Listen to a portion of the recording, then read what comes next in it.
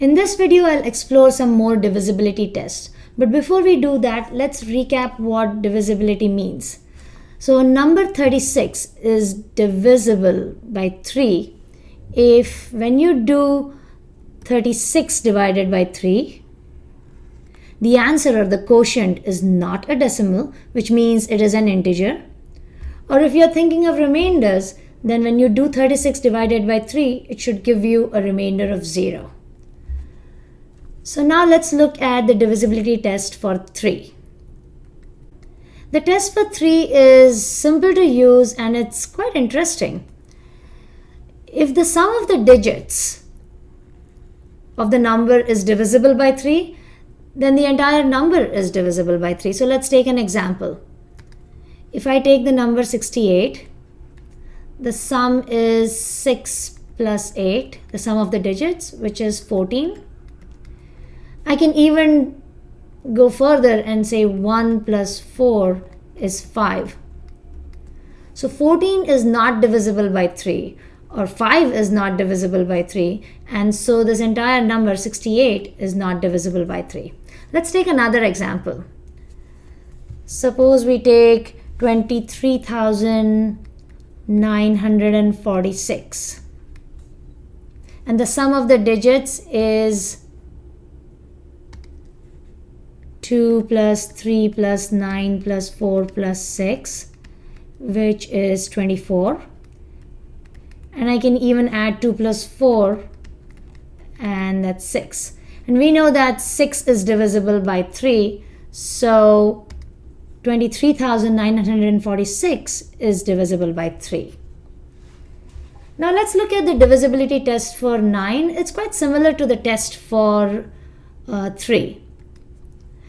So if the sum of the digits of the number is divisible by 9, then the entire number is divisible by 9.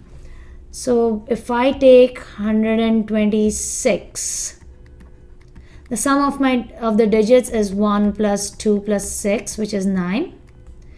And 9 is divisible by 9, so we can say that 126 is divisible by 9.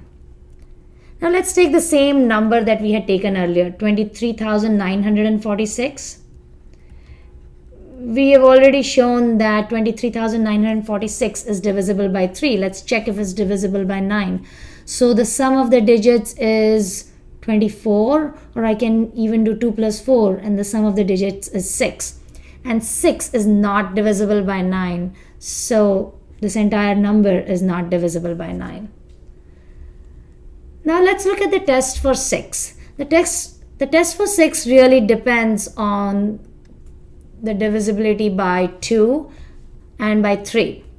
So if the number is divisible, let me add this, is divisible by 2 and that's really important, it has to be divisible by both 2 and 3, then the number is divisible by 6. So let's take 68.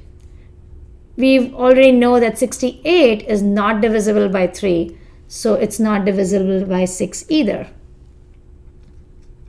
Now if we take this number 23,946, we have tested and shown that it is divisible by 3, and since the last digit is an even number, it must be divisible by 2.